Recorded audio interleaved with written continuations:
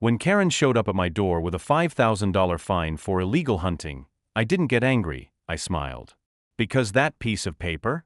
It was her first mistake. They thought they ran this neighborhood. Thought their little HOA rules trumped common sense and property rights. But they never expected me, a veteran with time, legal knowledge, and zero tolerance for power-hungry bullies. What started as a bogus fine turned into a full-blown investigation, exposing corruption, fraud, and a secret about the public trails they loved so much. This isn't just payback. It's justice, with interest. And hey, where are my HOA survivors at? Drop your city in the comments. Let's build this movement. 2 years ago, when I moved to Green Valley Estates, I was just looking for peace and quiet. After 8 years in the military and another 5 in cramped high-stress tech offices in downtown Seattle, I craved space, real space. Trees. Fresh air. Silence. Room to breathe. My name is Mason Holloway. I'm 38 years old, and I work remotely as a software engineer for a cybersecurity firm. The job pays well, gives me plenty of flexibility, and best of all, lets me live anywhere I want. Green Valley Estates looked like paradise. Tucked into a quiet stretch of western Washington, the neighborhood was full of sleek modern homes on oversized lots, bordered by dense woodland that seemed to go on forever. Remote, but not isolated. Peaceful, but still close enough to run errands or hit a coffee shop. It was exactly what I needed. Sure, the HOA fees were steep, $450 a quarter, but the listing agent insisted it was worth it. Immaculately maintained common areas, hiking trails, award-winning landscaping. You're paying for a lifestyle, she said. What she didn't mention was Evelyn Richardson. Evelyn was the self-appointed queen of Green Valley, head of the HOA board and arguably the most power-hungry 38-year-old to ever clutch a binder full of bylaws. I met her during my second week in the neighborhood. She showed up unannounced, wearing a pastel cardigan and a frozen smile, holding a welcome basket that had more HOA rules than actual gifts. "We're so delighted to have new blood in Green Valley," she said, her eyes scanning my porch like a security camera. "I'm sure you'll love our community, once you understand how we operate." That should have been my first warning. From the beginning, Evelyn had an iron grip on everything: lawn heights, mailbox colors, seasonal decorations, even where you could store your trash bins. But the line was drawn when she started policing what I did on land that wasn't even under her jurisdiction. You see, the wooded area behind my house isn't HOA land. It's privately owned, and I had confirmed through county records, and the previous homeowner, that I had a legal easement to access it. And yes, that includes hunting, as long as I follow state regulations. So when I hiked out one crisp October morning, license in hand, and legally harvested a deer, I didn't think twice. Apparently, Evelyn did. The next day, her enforcer Karen showed up on my doorstep, waiving a $5,000 fine for illegal hunting and endangering community safety. It was laughable. Unenforçable. But I didn't fight it, not yet. Instead, I smiled. Because that fine gave me the perfect excuse to dig into the HOA's land use claims. And what he found? Let's just say they'd been trespassing on land they didn't own for years, and they just picked a fight with the one guy who could prove it. Evelyn Richardson, with her perfectly styled bob haircut and designer casual wear, was the kind of person who turned heads in any room. She was a senior manager at a prestigious downtown law firm, a detail she made sure everyone in Green Valley Estates knew. 4 or 5 years straight, she had ruled the HOA with an iron fist, running unopposed in every election. I'd later learned that wasn't due to overwhelming support, but because no one had the energy or courage to challenge her. During my first few months in the neighborhood, I kept a low profile. I paid my dues on time, trimmed my lawn to regulation length, and stayed far away from the monthly HOA meetings, which, according to my neighbor Sarah Johnson, were less about community issues and more about Evelyn holding court. Sarah was one of the few genuinely friendly faces on the block. 35 years old, a sweet and steady elementary school teacher, she lived 2 doors down and occasionally dropped by with homemade cookies, just because. It wasn't long before I found myself looking forward to those visits, not just for the cookies, but for the human warmth. Don't let Evelyn get to you, Sarah warned me one evening, handing over a Tupperware of still-warm snickerdoodle. She means well, sometimes. But she believes her way is the only way. Best thing is to just stay out of her spotlight. I intended to do exactly that. I had no interest in neighborhood politics or HOA drama. I wanted solitude, not conflict. And for a while, it worked. I kept my head down, stuck to the rules, and enjoyed my quiet evenings. But that peace ended the moment I indulged in my favorite weekend hobby. You see, I grew up in rural Montana, where hunting wasn't just recreation, it was tradition. My grandfather taught me how to handle a rifle when I was 10 years old. For me, hunting was about discipline, patience, and connection to nature. It was one of the few ways I could quiet the noise in my mind after years of service and the chaos of the tech world.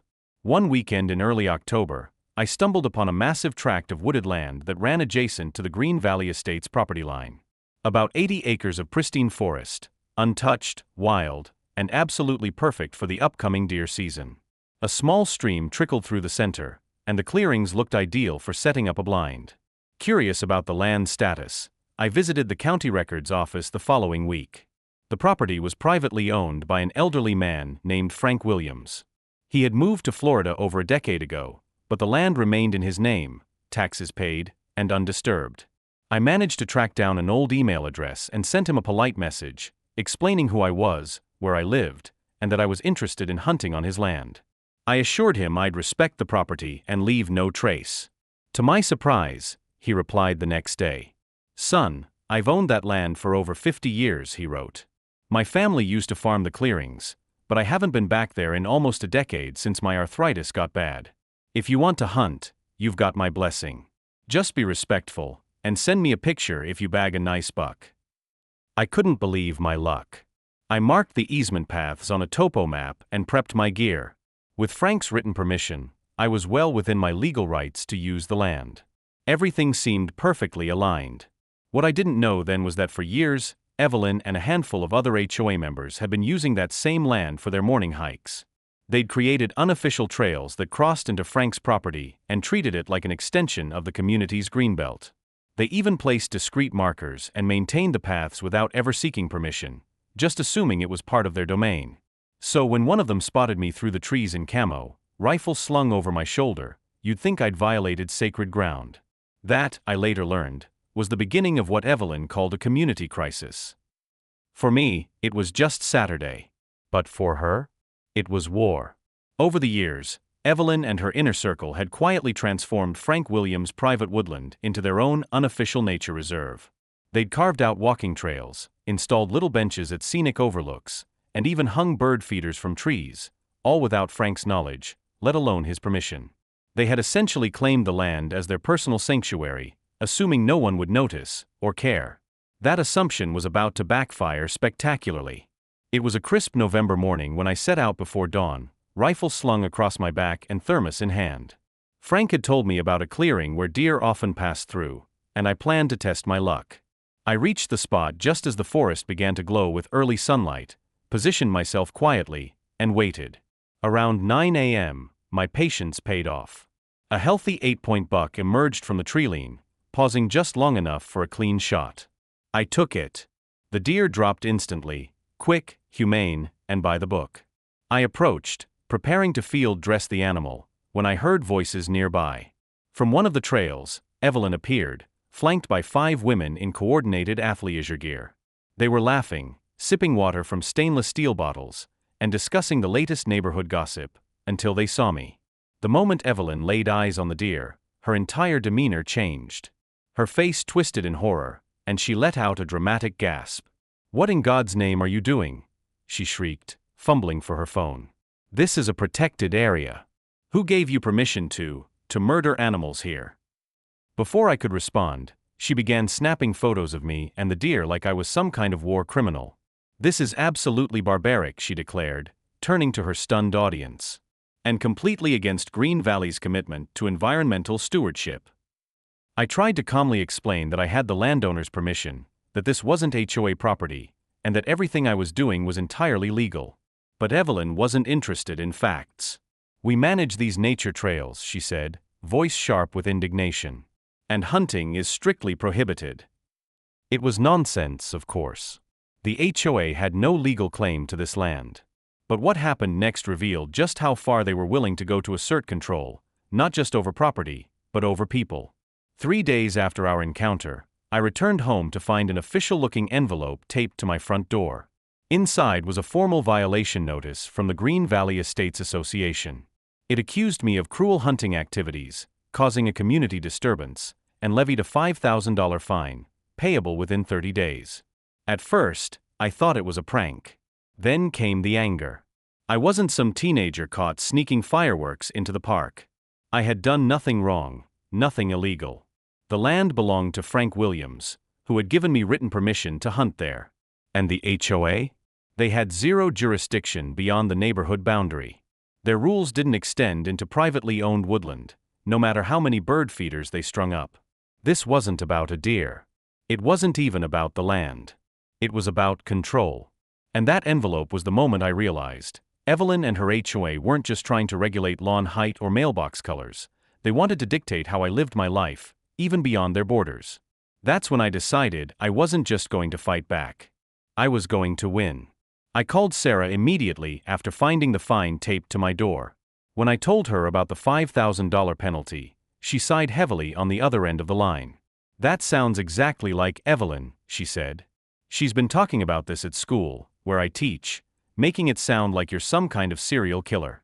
Several parents are worried now, like there's a dangerous element in the neighborhood." Sarah's voice dropped to a whisper, even though we were miles apart. "Look, Evelyn's been leading those Green Valley wellness walks through those woods for years. She uses it as a major selling point when new people move in, exclusive access to private nature trails and all that. But I don't think she's ever actually checked who owns the land." I swallowed hard. That explained a lot. The next HOA meeting was scheduled for the very next evening, and I knew I had to show up, not just to defend myself, but to challenge the ridiculous fine.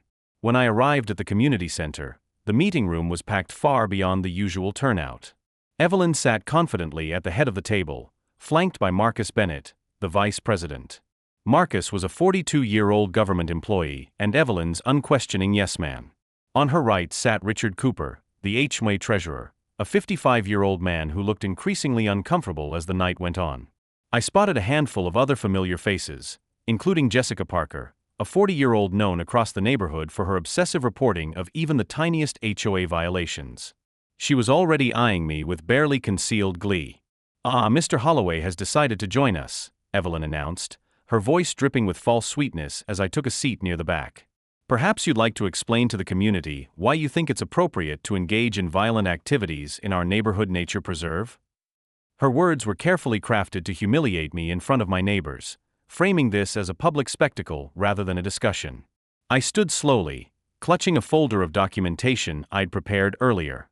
"I'd be happy to clarify a few things," I said, my voice steady despite the tension. "First, I was hunting legally, with a valid permit, on private property, with the owner's explicit written permission. I placed copies of my hunting license and the email from Frank Williams on the table, making sure everyone could see them. Second, I continued, the land in question is not HOA property, nor is it a community nature preserve. It's privately owned by Mr. Williams, who lives in Florida." I glanced around the room to gauge reactions. A few eyebrows lifted, and some neighbors leaned forward. "Furthermore," I added, "the HOA has no jurisdiction to issue fines for activities conducted outside HOA boundaries. I have reviewed the bylaws thoroughly, and there's nothing that grants the association authority over private lands beyond our neighborhood." A heavy silence fell over the room. Richard Cooper picked up the documents, studying them with a furrowed brow. "You seem to have a point about jurisdiction, Evelyn," Richard said cautiously, meeting her gaze. But Evelyn cut him off sharply, her tone icy and commanding. "That's where you're mistaken," she said, her eyes narrowing. "Our authority extends to any activity that impacts the community's safety and environment. Those woods have become part of the Green Valley experience, whether or not the land is technically ours." She turned toward the assembled neighbors.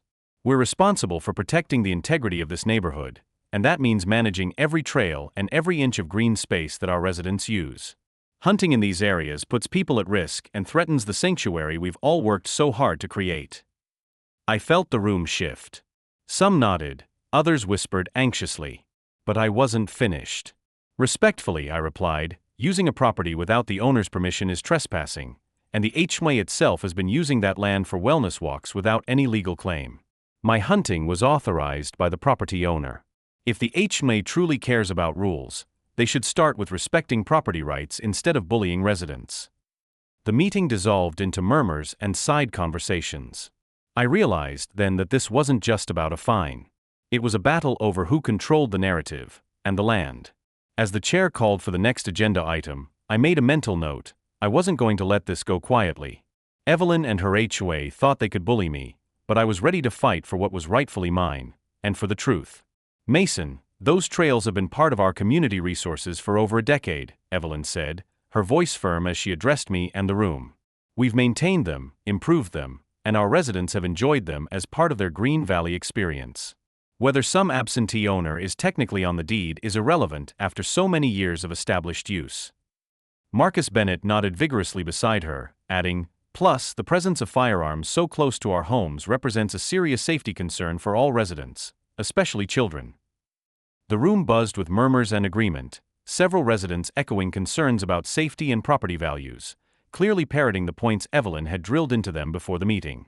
Jessica Parker suddenly stood up, her voice trembling with drama. "I moved here because it was peaceful and safe. Now I'm afraid to let my children play in our own yard, knowing there are armed men prowling the woods." I opened my mouth to interject, to explain that hunting season was limited and that I followed strict safety protocols every time. But the narrative had already taken root. The room was no longer listening to reason. It was gripped by fear and suspicion. Eventually, Evelyn called Officer Mike Davis to the meeting. Mike was a 45-year-old local police officer and, conveniently, a resident of Green Valley Estates. When he arrived, he reviewed my hunting license and verified that I had been acting completely within the law regarding hunting regulations. From a legal standpoint, Officer Davis explained to the crowd, he's in compliance.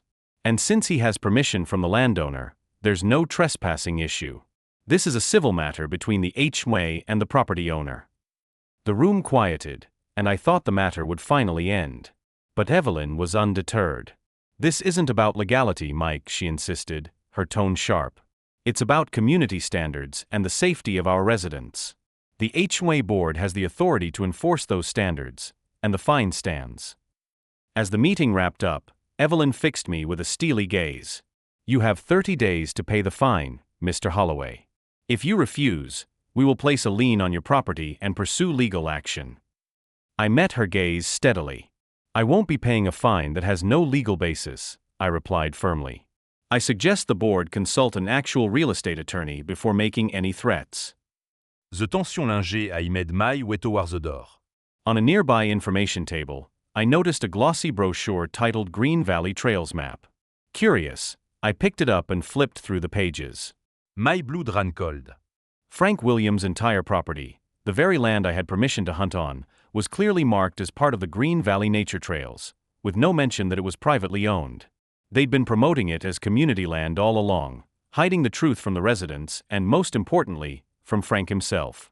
That brochure was proof of everything I'd suspected. Evelyn and the HOA had been claiming ownership of that land to boost property values and control the neighborhood's image, while threatening me for exercising my legal rights. This wasn't just about a fine or hunting anymore. It was about deception, power, and who really controlled Green Valley Estates. And I wasn't going to let them get away with it. That night, I called Frank Williams again to update him on the situation. His voice was tired and worn. "I had no idea they were using my land like that," he said, frustration heavy in his tone. "I've never given anyone permission to build trails or install benches. The property taxes keep going up, and honestly, I've been thinking about selling. My medical bills are piling up, and I could really use the cash." A thought began to form in my mind. "Frank," I asked casually, "if you're serious about selling, I might be interested. What price would you consider?" As we discussed the details, I realized I might have found the perfect way to turn the tables on Evelyn and her HOA. That night, while researching property ownership laws, I stumbled upon something that made me gasp. The HOA wasn't just using the land without permission. They were actively planning to transform it into an Evelyn Richardson Nature Park, without the actual owner's consent. Digging deeper through public records, I found permit applications the HOA had filed for preliminary development of a community nature park on Frank's land. They'd submitted environmental surveys, applied for grants, and even held fundraisers, all for a project on land they didn't own. Attached to these applications were architectural renderings showing walking paths, picnic areas, and most shockingly, a stone entrance sign emblazoned with Evelyn Richardson Nature Park, a Green Valley legacy. The audacity was breathtaking. The next morning, I contacted Amanda Lewis, a 40-year-old real estate attorney recommended by a colleague. She reviewed all the documents I'd collected and raised an eyebrow. "This is unusual," she said diplomatically.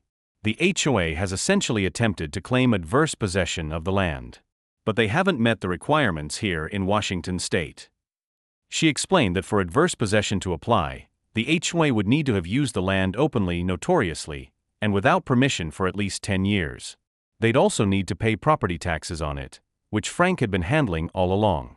Furthermore, Amanda added, their plans to develop the property go well beyond casual use. This is a clear overreach. When I told her I was considering purchasing the land myself, she smiled. "That would certainly be an interesting solution. Let me help you make sure everything is above board." Over the next few days, a strange campaign began in the neighborhood.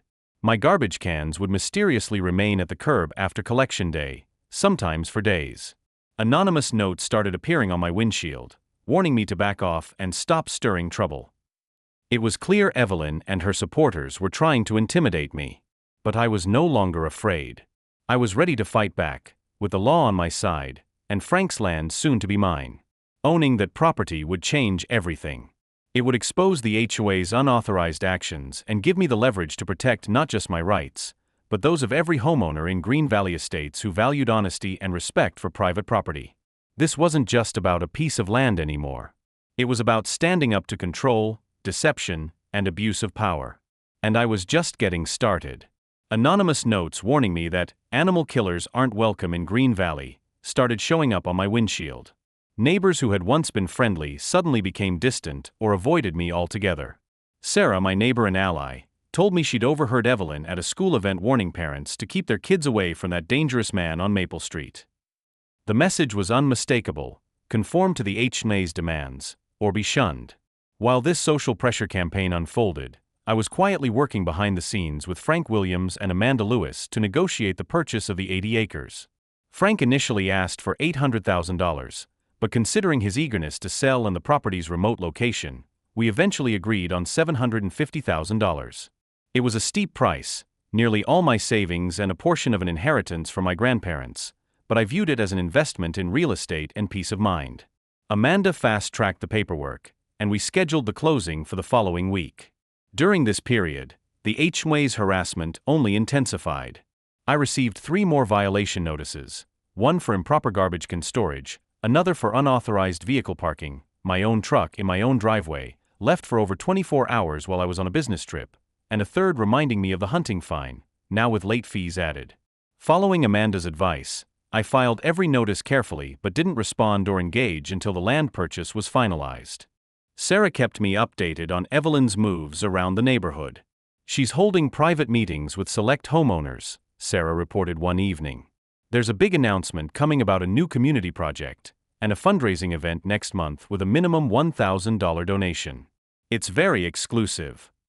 What troubled me more was Evelyn's growing friendship with Daniel Thompson, a 50-year-old city councilman known for backing development projects. It looked like she was securing permits or approvals for something big. Then there was Trevor Adams, Evelyn's 39-year-old husband and an architectural consultant. One afternoon, I spotted him surveying the wooded property with measuring equipment. When he noticed me watching from the edge of the forest, he abruptly packed up and left without a word. His firm, Green Vision Consulting, was named as the primary design company on the park development applications.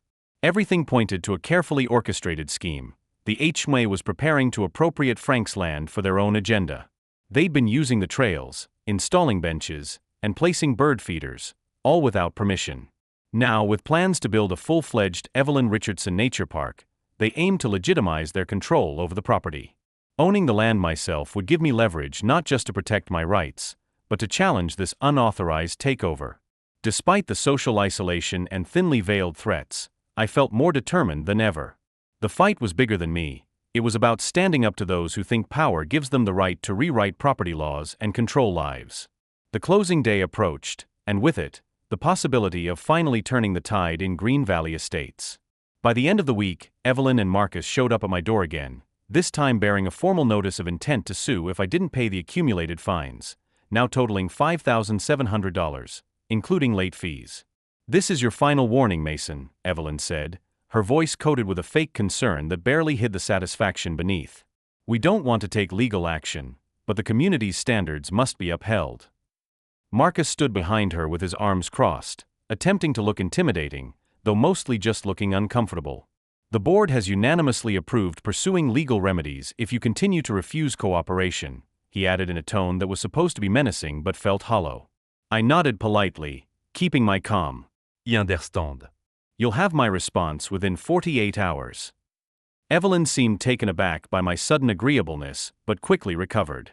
"I'm glad you're finally seeing reason," she said with a satisfied smile. "Perhaps you're beginning to understand how we do things in Green Valley." If only she knew what was coming next. The very next day, I completed the purchase of Frank's 80 acres. Amanda Lewis, my real estate attorney, had expedited the paperwork, and by that afternoon, I held the official deed in my hands. The legal proof that the land Evelyn and the HOA had been treating like their own personal domain was now mine. That night, sleep eluded me. I kept replaying everything: Evelyn's arrogance, the countless lies, the bullying tactics. I knew the next morning's confrontation would be different. I was no longer just a victim, I was a landowner with real power. At exactly 9 a.m. the next day, my doorbell rang on schedule. Opening the door, there stood Evelyn, immaculately dressed in a crisp blue blazer and pristine white pants. Her hair was perfectly styled despite the light drizzle. Behind her, Marcus Bennett hovered, clutching a leather portfolio, presumably packed with legal threats. "Good morning, Mason," Evelyn said crisply, her voice dripping with condescension. "I assume you've had time to reconsider your position on the HOA violation." Her tone clearly expected full surrender. She tilted her head slightly in that trademark way of hers, one that always felt like a challenge or a warning. I smiled broadly, the confidence that had been building inside me finally spilling out. "Good morning, Evelyn," I replied evenly. "I did reconsider. And I have something to show you." With that, I held out the deed to the property, an undeniable piece of paper that immediately drained the color from Evelyn's face. "This," I said, "is the land you've been trampling on without permission, the land you tried to claim as part of your so-called community trails and vanity park." It's me now. Every inch. Her eyes flicked nervously to Marcus, who suddenly looked even more uncomfortable, then back to me. "You do realize," I continued, "that your attempts to find me and claim jurisdiction over this property have no legal standing whatsoever. You've been overstepping your authority, infringing on my rights, and potentially exposing the HOA to serious liability." Evelyn opened her mouth to speak, but no words came out. The smugness was gone, replaced by shock and, I suspected, fear. I wasn't just holding a piece of paper, I was holding the power to expose everything the HOA had done wrong, to stop their illegal plans, and to protect my property and my rights. The entire board had assumed they controlled every inch of Green Valley Estates, but now the tables had turned. "I suggest," I added calmly, "that you reconsider your next steps very carefully. This isn't just about rules or fines anymore, it's about respecting property law and the people in this community." Marcus shifted uneasily, and Evelyn, still struggling to maintain her composure, finally nodded curtly. "We'll be in touch," she said stiffly. As they left, I closed the door with a sense of satisfaction. The game had changed. The HOA's reign of control was over, at least on this land. And this time, I was the one holding all the cards. I stepped aside and gestured toward the living room. "Actually, I have something important to discuss with both of you. Please come in." Evelyn looked momentarily confused by my unusually friendly demeanor but didn't show it. She strode in with Marcus trailing behind her. Once seated, Evelyn immediately took control of the conversation. "Before you begin whatever explanation you've prepared," she said with practiced magnanimity, "I should inform you that we've already filed paperwork with the county court regarding your violation. If you're prepared to pay the full amount today, we can still withdraw the filing before it progresses further." "That's very interesting," I replied, keeping my calm and voice steady. "But I think you'll want to see this first." I slid a folder across the coffee table toward them. Inside was a crisp copy of the deed to Frank Williams's 80 acres, now legally in my name, along with a detailed survey map clearly showing the property boundaries as of yesterday afternoon. I am the sole owner of the property where the alleged hunting violation occurred, I said. Furthermore, I am also now the owner of all the land where the Green Valley HOA has been illegally creating trails, installing benches, and planning to build a park without the previous owner's permission. The color drained from Evelyn's face. She snatched up the documents and flipped through them frantically, while Marcus peered over her shoulder, his expression shifting from confusion to alarm. This can't be right, Evelyn stammered. The community has been using those trails for over a decade. We have established rights, adverse possession. I cut her off smoothly. My attorney has reviewed this thoroughly, and you don't qualify. You never paid the property taxes on that land, nor did you have explicit or implicit permission from the owner. And to my knowledge, Mr. Williams was never notified of your intentions to develop his property. I leaned forward, locking eyes with Evelyn. In fact, I have documentation showing the HOA deliberately avoided contacting the legal owner while planning substantial development on his land. This raises serious legal questions about fraud and misrepresentation, especially considering the fundraising you've done for this project. Marcus tugged at his collar, looking physically ill as the implications settled in. Evelyn, meanwhile, was visibly struggling to maintain her composure. I think you're underestimating how serious this is, I continued. This isn't just a minor zoning issue. Your actions amount to an illegal takeover of private property and could expose the HOA, and those involved personally, to significant legal liability. Evelyn opened her mouth, but no words came out. Her usual confidence had vanished, replaced by mounting panic. Marcus finally spoke, his voice shaky. We believed the land was community property. We never intended to break any laws. That may be, I said, but good intentions don't excuse illegal actions. You've built a narrative around these trails and that park as if the land belonged to Green Valley Estates. You've held fundraisers, applied for permits, and even named the park after Evelyn Richardson, all without proper authorization. Evelyn's eyes flashed with anger, but I held my ground.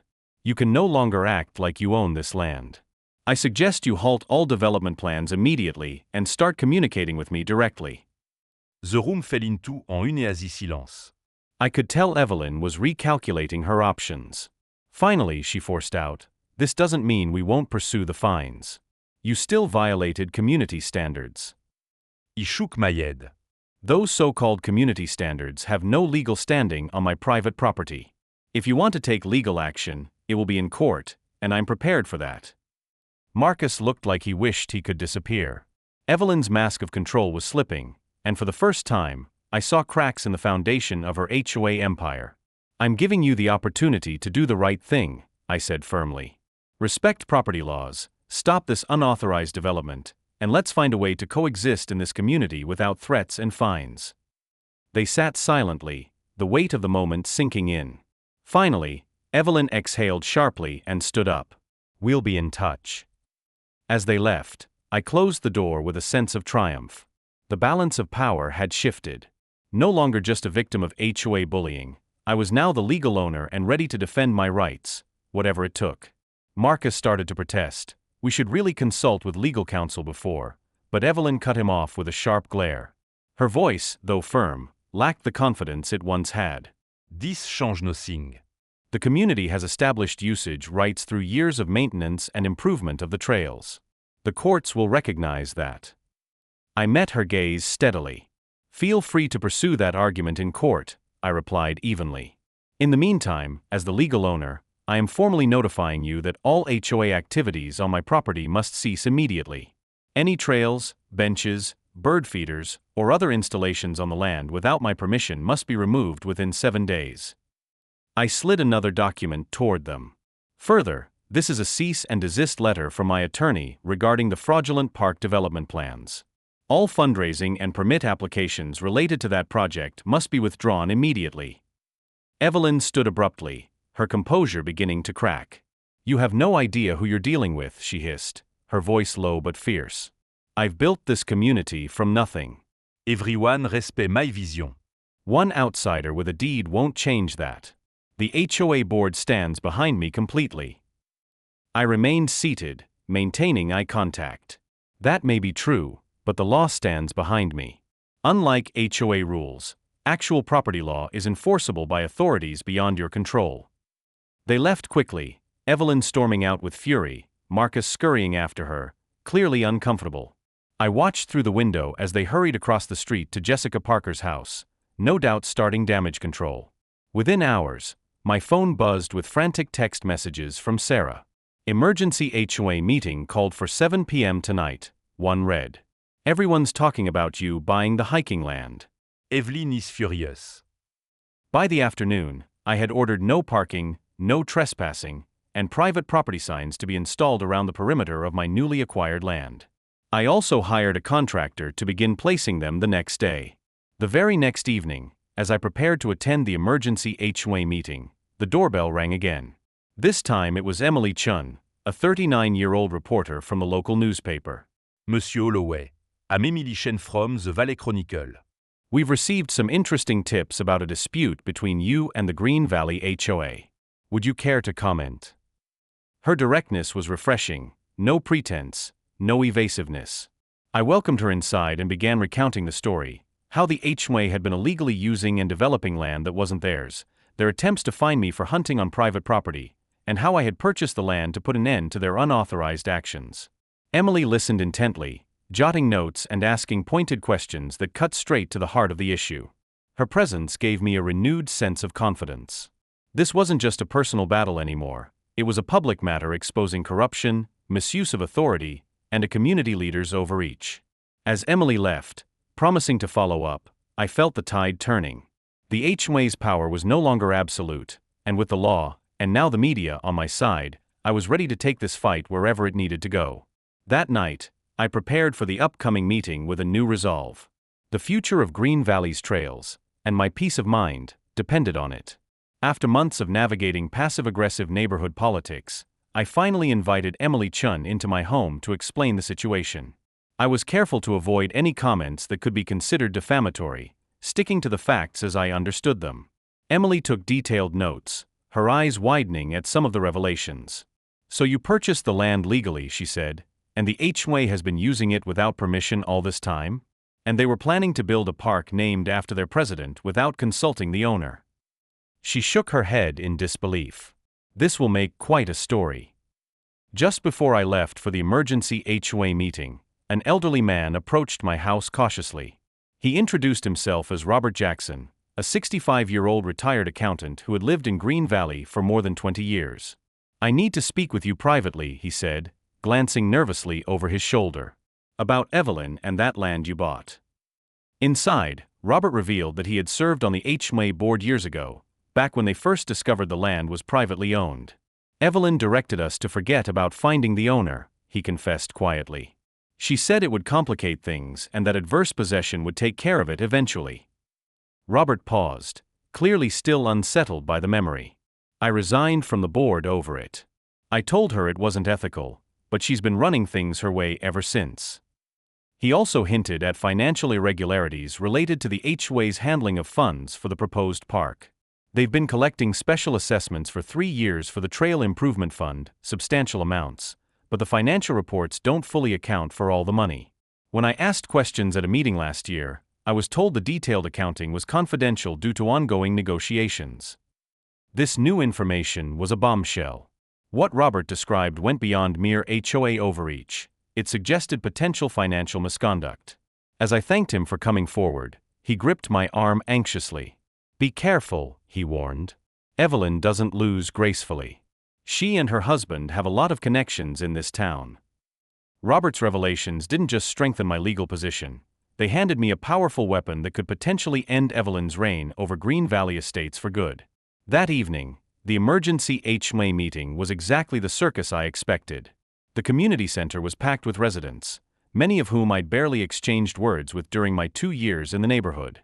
The tension in the room was palpable as Evelyn took her seat at the head of the table, her expression guarded but defiant. She opened with a statement about community unity and the importance of preserving Green Valley's character. But I knew better. This meeting was a desperate attempt to regain control, to silence dissent, and to intimidate me into submission. When it was my turn to speak, I calmly laid out the facts: the legal ownership of the land, the unauthorized use by the HOA, the planned park named after Evelyn without the owner's consent, and the financial questions raised by a former board member. I handed out copies of the deed and the cease and desist letter from my attorney. Murmure rippled through the crowd. Some neighbors looked surprised, others uncomfortable. Evelyn's confident facade began to crack as she realized the tide was turning. When questions started coming from the floor, some supportive of me, others wary of conflict, it was clear this was no longer just a neighborhood dispute. It was a reckoning. By the end of the night, Evelyn's position was visibly weakened. She left the meeting quickly, while I stayed behind, speaking with neighbors who were eager for change. That night, I felt a cautious optimism. The fight wasn't over, but the truth was finally out, and the community was beginning to see it. I'd lived in Green Valley Estates for 2 years when Evelyn stood at the front of the crowded community center, her composure carefully restored. Yet, despite her polished appearance, there was a tightness around her eyes that betrayed the simmering anger beneath her calm exterior. "We've called this special meeting to address a situation that affects our entire community," she began, her voice steady but charged with purpose. "Mr. Holloway has purchased the land adjacent to our neighborhood, land that has served as our nature trails for over a decade. He is now threatening to cut off access and destroy years of community improvement work." Murmurs rippled through the crowd as Evelyn carefully wove her narrative. She painted me as an outsider who didn't understand community values, a selfish individual putting personal interests above the collective good. Beside her, Marcus Bennett, the vice president, nodded earnestly at every point, reinforcing her message without uttering a word. When she finished, Evelyn turned the floor over to her husband, Trevor Adams, a 39-year-old architectural consultant. Trevor stepped forward and unveiled glossy renderings of the proposed Evelyn Richardson Nature Park, complete with winding walking paths, a playground, and a small amphitheater intended for community events. "All of this is now at risk," Trevor concluded solemnly. "Years of planning and fundraising could be wasted because one person refuses to embrace our community vision." The room was heavy with tension as the crowd absorbed the weight of his words. When I was finally allowed to speak, the atmosphere was palpably hostile. Eyes narrowed, whispers filled the air, and a few neighbors shifted uncomfortably in their seats. "I appreciate everyone's concern," I began, keeping my voice calm and level despite the underlying hostility. "But there are some important facts you should know." I paused briefly to scan the room, then continued. "First, this land has always been private property. The previous owner was never contacted by the HOA before trails were built or benches installed." A few residents exchanged surprised looks. "Second," I added, "the park plans unveiled tonight were developed without any legal right to the property. The HOA never had ownership or permission to develop this land." The room buzzed with confusion. "Third, and most importantly," I said, "the fundraising done for this project was conducted under false pretenses. Since the HOA never had any legal claim to the land, these donations were solicited without full disclosure of the facts." A wave of outrage and disbelief swept through the audience. Some residents shouted questions about the donations they had made, demanding accountability. Others accused me of trying to destroy community amenities they had grown to cherish. Amid the chaos, I noticed Nancy Roberts, the 42-year-old HOA secretary, sitting quietly at the edge of the room. Her expression wasn't anger, it was something closer to fear. She avoided making eye contact when I glanced in her direction. Nearby, Richard Cooper, the HOA treasurer, looked uneasy. He shuffled papers nervously and whispered urgently to Marcus, who nodded with a grim expression. As the meeting devolved into heated arguments and divided factions, I realized this wasn't just a property dispute anymore. It was a community at a crossroads, torn between loyalty to a long-standing leader and the uncomfortable truths that had come to light. Despite the hostility, I remained calm and resolute. This was about more than just land. It was about integrity, transparency, and reclaiming control from a board that had overstepped its bounds for too long. As I was leaving the tense HOA meeting, Sarah caught up with me, her voice low and urgent. "That was intense," she whispered, glancing around nervously. "But you've got people talking now. Some of the older residents are starting to question the fundraising. No one really knows how much was collected or where the money went." She lowered her voice further. "Listen, I think Nancy Roberts knows something." "She's been acting strange ever since the park project began. Maybe try talking to her over the next few days." I nodded, grateful for the tip. Over the next several days, as the no trespassing and private property signs I had installed around the perimeter of my newly acquired land went up, I noticed something troubling. By the second day, Nearly half of them had been removed or vandalized. It was exactly what I expected. Fortunately, I'd strategically placed trail cameras in key locations around the property. The footage captured clear images of Marcus Bennett and several other HOA members sneaking onto my land under the cover of darkness, tearing down the signs. Those photos and videos would be invaluable later, but for the moment, my priority was unraveling the financial mystery Robert had hinted at. Working closely with Amanda Lewis, I filed public records requests for all HOA financial documents related to the Nature Park project. While we waited for the records to come through, I reached out to Nancy Roberts, the HOA secretary, under the pretense of wanting to discuss the vandalism of the signs. At first, Nancy was hesitant. It was clear she was scared. After persistent requests, she agreed to meet, but only under strict conditions. We met at a quiet coffee shop 2 towns over, where she felt safe from the ever-watchful eyes of Evelyn's network. "I can't be seen with you," she whispered nervously as we settled into a corner booth. "Evelyn has eyes everywhere." Nancy's revelations were exactly what I needed. As HOA secretary, she had access to all the financial records, including the Special Nature Park Development Fund. Over the past 3 years, residents had contributed more than $75,000 to this fund. "The money goes into the fund," Nancy explained quietly, "but then large sums are transferred to a consulting company called Green Vision Consulting. It's supposedly for preliminary design work and environmental assessments." She lowered her voice even further. "The invoices from Green Vision are always vague, things like consulting services or project expenses. And the payments get approved and processed immediately. What's worse is Evelyn approves all these payments herself, skipping the normal board approval process required for large expenditures." I frowned as the pieces began to click together. "Who owns Green Vision Consulting?" I asked, though I had an idea. Nancy hesitated, then nodded reluctantly. Trevor Adams, Eveline Susban. The connection was damning. It meant the HOA was funneling money raised from residents straight into a company owned by the HOA president's husband, without any proper oversight or transparency. This was a clear conflict of interest, and quite possibly a case of financial misconduct. Nancy's voice trembled as she continued. "I've tried to raise these issues at board meetings, but Evelyn shuts me down every time. She accuses me of being disloyal to the community. Evelyn has so much control that people are afraid to speak out." Her confession confirmed my suspicions. Evelyn's tight grip on the HOA was maintained not only through authority but through fear and intimidation. As we talked, I realized I had to tread carefully. Nancy's information was critical, but exposing this would require more than just documents and accusations. I needed hard proof, and I had to protect her from retaliation. Leaving the coffee shop, he felt a renoued détermination. This fight was no longer just about protecting my land. It had become about exposing corruption, restoring trust to the community, and challenging the unchecked power Evelyn had wielded for far too long in Green Valley Estates. The path ahead would be difficult, but with Nancy's insider knowledge and Amanda's legal expertise, I was ready to fight back. Nancy lowered her voice as she continued, "The consulting company, Green Vision Consulting, isn't just owned by Trevor Adams. There's another partner, Patricia Bennett, Marcus Bennett's sister. It's all very hush-hush. The contracts were awarded without any competitive bidding, justified as specialized services exempt from the normal procurement policies." She slid a flash drive across the table. "I've been secretly making copies of everything." Her hands trembled slightly as she confessed. I wanted to speak up, but Evelyn made it clear that if I caused trouble, my job at the school district could be at risk. Her law firm represents the district, and she's friends with the superintendent. The pressure is suffocating.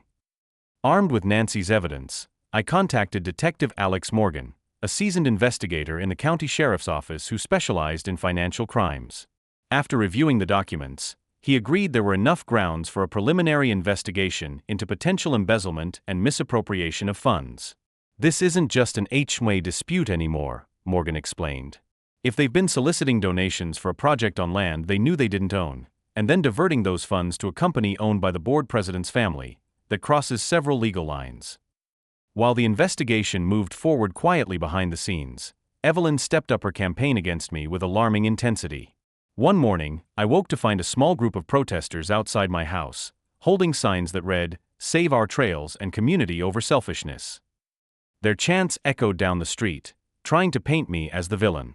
Local social media groups buzzed with posts questioning my motives and character. Rumors spread rapidly, many fabricated and fueled by Evelyn's supporters. More disturbing was a call from Sarah. "Mason, the school principal approached me today," she said nervously. "He's worried about my friendship with the controversial new resident. He hinted my contract renewal might be in jeopardy." This is getting personal. Meanwhile, Emily Chen's article about the dispute appeared in the Valley Chronicle. Her reporting was relatively balanced but didn't shy away from raising pointed questions about the park fundraising and the HOA's authority. The community was waking up to the truth. The day after the article was published, I received a certified letter from the HOA's attorney. It was a defamation lawsuit threat demanding $100,000 in damages for supposedly harming the reputation of the Green Valley Estates Association and its officers. The letter specifically attacked the financial allegations, calling them malicious fabrications meant to distract from my own supposed violations. That evening, I got an unexpected call from Detective Morgan. "We've obtained preliminary bank records," he said. "There's evidence of large transfers from the HOA's Nature Park Fund to Green Vision Consulting. The timing and amounts don't line up with any legitimate work invoices." He paused. This is just the beginning, Mason. "But it's looking bad for the HOA leadership." Despite the mounting pressure and intimidation, I felt a growing sense of resolve. This wasn't just about a patch of land or some neighborhood squabble anymore. It was about exposing corruption and protecting the community from those abusing their power. The fight ahead would be challenging, but with the weight of evidence building and unexpected allies emerging, I knew I was no longer alone. Evelyn's carefully constructed facade was cracking, and soon, the truth would come to light. Over the past 3 years, Green Vision Consulting has received payments totaling $68,000 from the HOA's Special Nature Park Fund. The company's only client is the HOA, and invoices submitted for consulting and design work have been significantly inflated, typically charging 3 times the market rate for services that should have cost about 1/3 as much.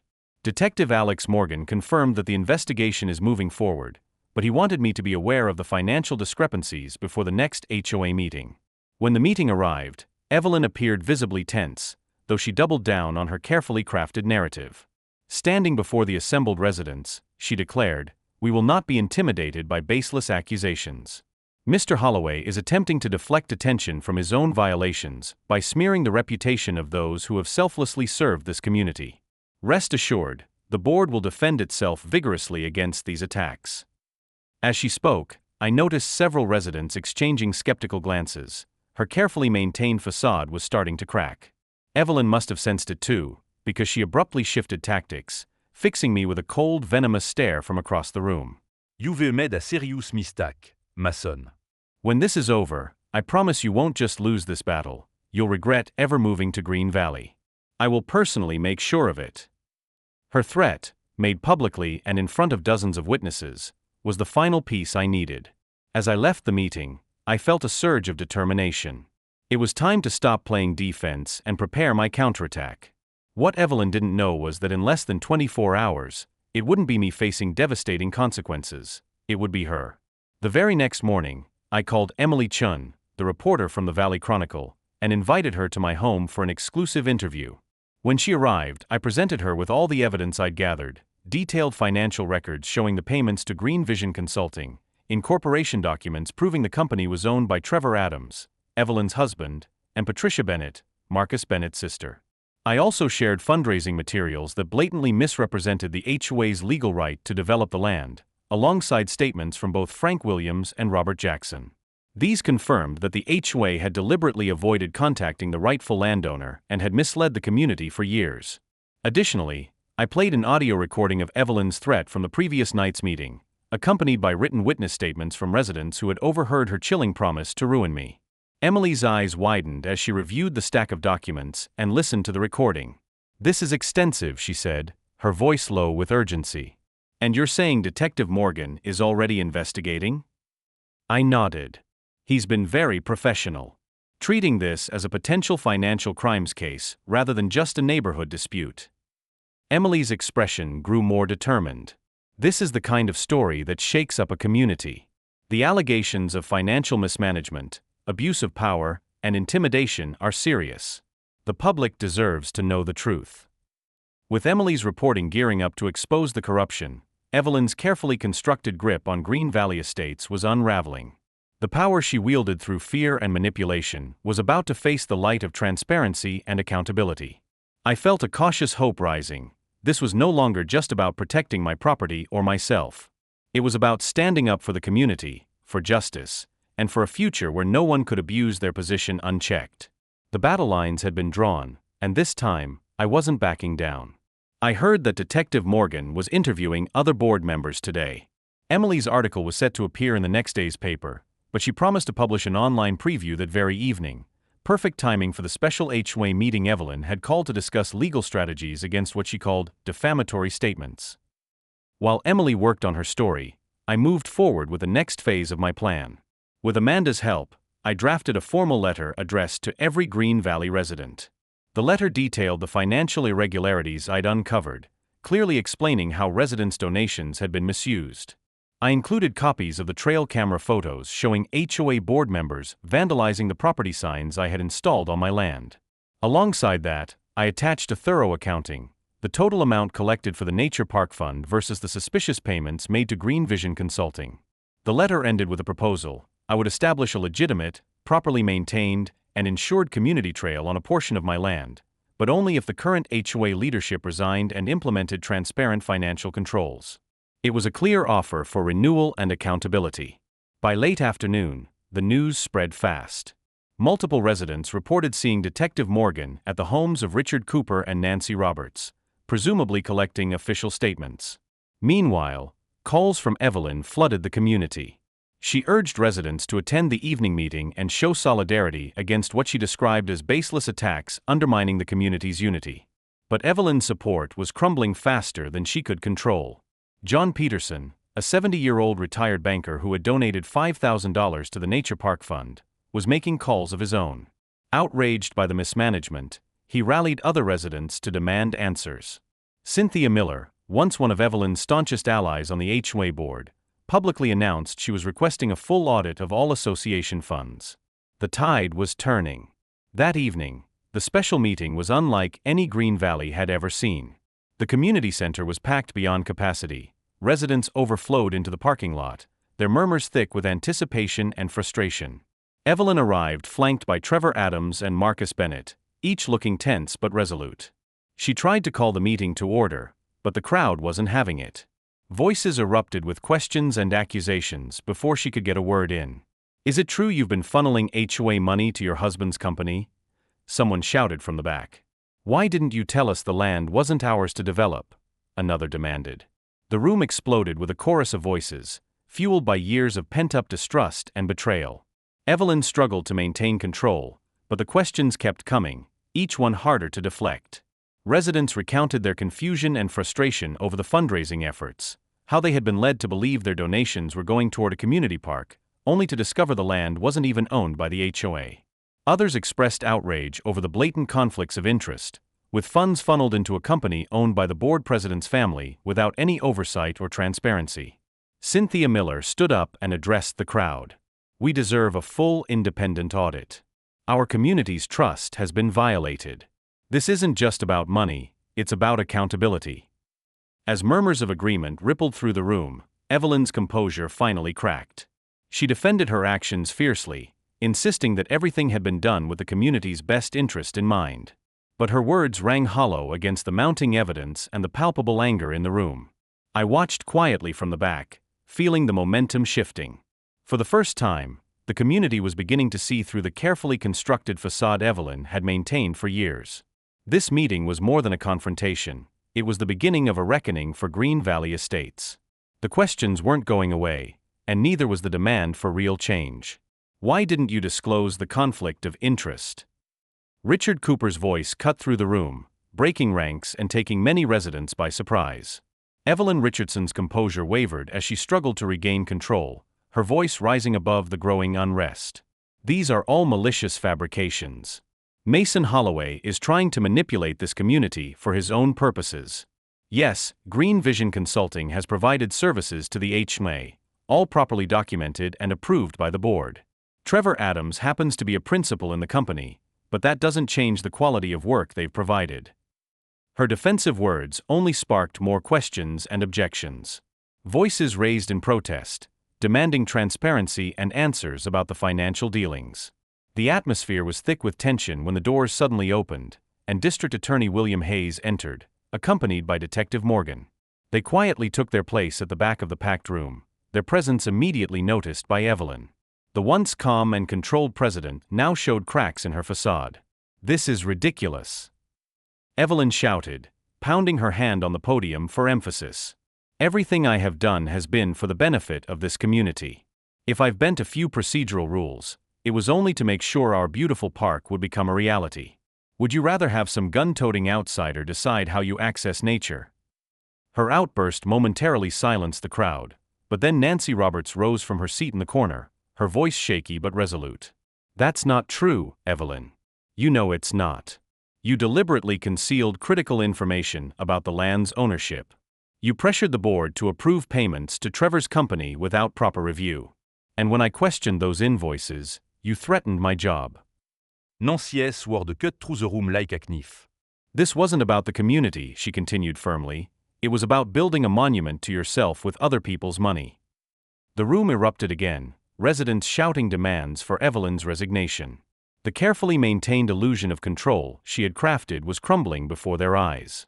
Marcus Bennett tried to defend Evelyn, but his voice lacked conviction, and his uncertain gaze betrayed his inner conflict.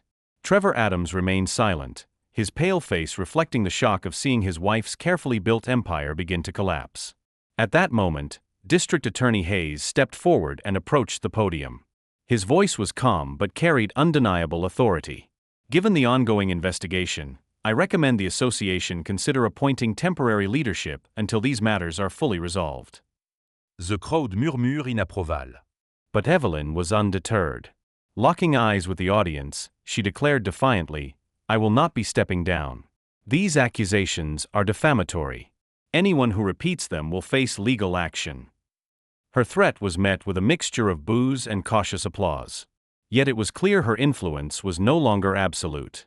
The community had begun to peel back the veneer of fear and deception to see the truth beneath. The meeting ended in chaos, residents divided but many united in calls for transparency and accountability. Evelyn's threats no longer carried the same weight. The tide was turning, and Green Valley Estates stood at a pivotal crossroads. As I left the community center that night, a profound sense of resolve settled over me. This was just the beginning. The fight to restore integrity to our neighborhood would be long and arduous, but now, armed with truth and the law, it was a battle we could win. Our lawsuit is moving forward. This community needs strong leadership now more than ever, and I will not abandon my responsibilities because of one disgruntled resident's vendetta, Evelyn declared, her voice steely as she gathered her belongings and strode out of the meeting room. Trevor and Marcus hurried after her, leaving the residents to disperse. As people filtered out, many approached me with questions, apologies, and words of support. Sarah, who had been quietly documenting the meeting on her phone, caught my eye and gave me an encouraging thumbs up from across the room. Emily Chun, who had slipped in during the commotion, was busy interviewing residents for her follow-up story. The atmosphere was tense but hopeful. Shortly after, District Attorney William Hayes and Detective Morgan approached me. They asked if I could come to the sheriff's office the next morning to provide an official statement. "This has moved beyond an HOA dispute," Hayes explained quietly. "The evidence points to potential wire fraud, misappropriation of funds, and abuse of position. We're taking this very seriously." That night, I received a cryptic text from an unknown number: "Storage unit at Valley Self-Storage, Unit 23, getting emptied tonight. Documents being moved. Thought you should know." Without hesitation, I called Detective Morgan, who thanked me for the tip and promised to look into it immediately. The next morning, I learned officers had intercepted Trevor Adams and Patricia Bennett, Marcus's sister, removing boxes of financial records from the storage unit. It was a desperate attempt to destroy evidence, but it only strengthened the case against them. The tangled web of deceit Evelyn had woven was unraveling by the hour. Evelyn might have threatened to ruin my life, but now it was her own that was crumbling, entirely by her own hand. Yet, even as everything fell apart, she still had one last desperate move to play, and I had to be ready. 2 days later, Evelyn launched her final gambit. Through social media and email, She announced a community trail preservation walk, a thinly veiled mass trespass on my land, scheduled for Saturday morning. The message was clear and provocative. Join your neighbors in reclaiming our beloved trails. Bring kids, grandparents, cameras. Show maçonne HOA et canne style à tes sources. It was a calculated stunt designed to cast me as the villain, the lone man blocking families from enjoying their land. But I had seen it coming and was prepared. First, I alerted Detective Morgan and the sheriff's office about the planned event. Working closely with Amanda Lewis, my legal advisor, I moved quickly to solidify my position. We formally designated most of my land as a private wildlife reserve, a status protected by permits and tax benefits. To reinforce this, I built a sturdier fence and installed clear, professionally made signs indicating the conservation status and warning that trespassing was prohibited. The signs were unambiguous: private wildlife reserve, no trespassing, protected by law. This wasn't just about property rights anymore, it was about protecting sensitive habitat and wildlife, adding a powerful legal layer to any enforcement. When Saturday arrived, dozens of residents gathered at the edge of my property, ready to march onto the land under Evelyn's banner. Law enforcement officers, tipped off and prepared, were present to monitor the situation. The atmosphere was tense, but thanks to the clear legal framework we'd established, any attempts to cross onto the land without permission would be firmly addressed. Evelyn's stunt had backfired spectacularly. Instead of rallying support, her actions only highlighted the chaos and division she had sown in the community. Many residents who had initially sided with her began to question her motives, realizing the true cost of her leadership. Looking out over the crowd that day, I felt a cautious optimism. The battle was far from over, but the tide was turning. I wasn't just defending my land, I was standing up for transparency, integrity, and the future of Green Valley Estates. Evelyn's desperate moves revealed her true nature, and with the law and community on my side, I was ready to face whatever came next.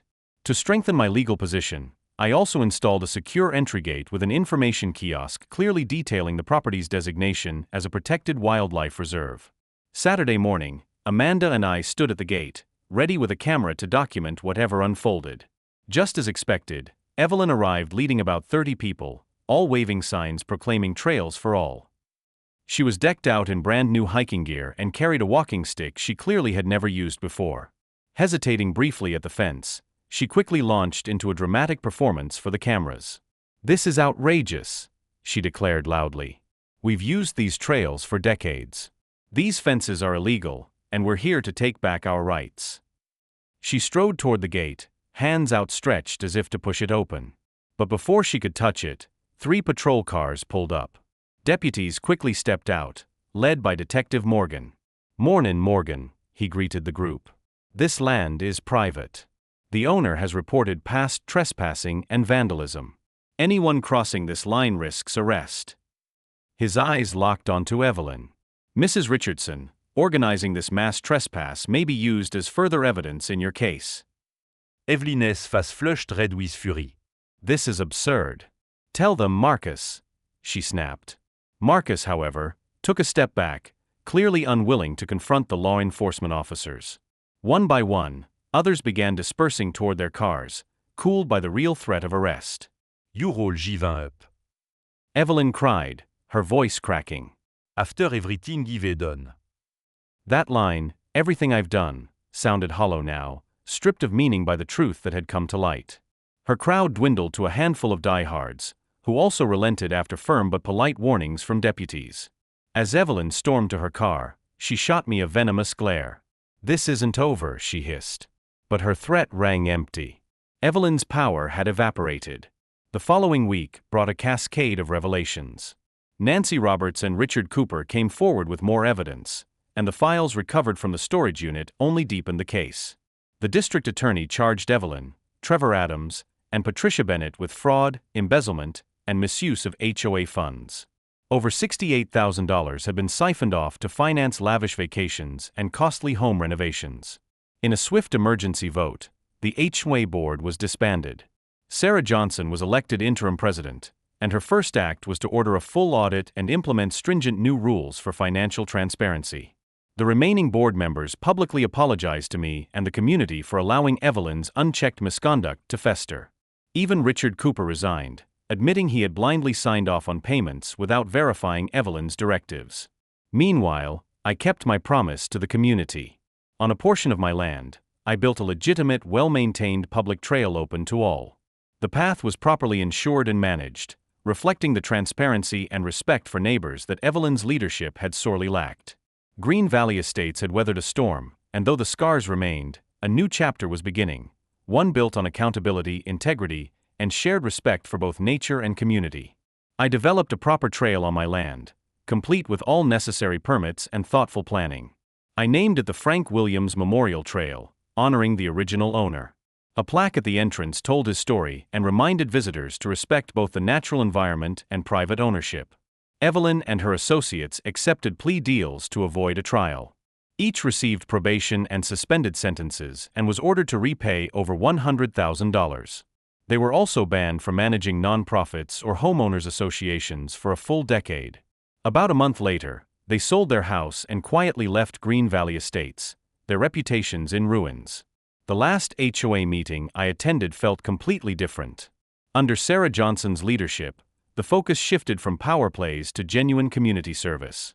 When the board voted on a new access agreement to my land, with proper insurance and conservation guidelines, it passed unanimously. "This is what real community looks like," Sarah said, smiling. Walking home that evening, I reflected on everything that had happened. I still hunt on my land, now with full support from my neighbors. The HOA still exists, but it now works for the people, not against them. The $75,000 Evelyn had repaid, at my suggestion, was converted into a scholarship fund for students studying ethics and leadership. Sometimes, losing something reveals its true value. The HOA lost control of the trails but found honesty. I lost no more than an unfair fight, and gained something far better, a real community. As for Evelyn, the last I heard, she was living in an apartment where there was no HOA at all. Somehow that felt fitting. Still thinking about everything that happened? Yeah, me too. Hit subscribe and come unravel more madness with me.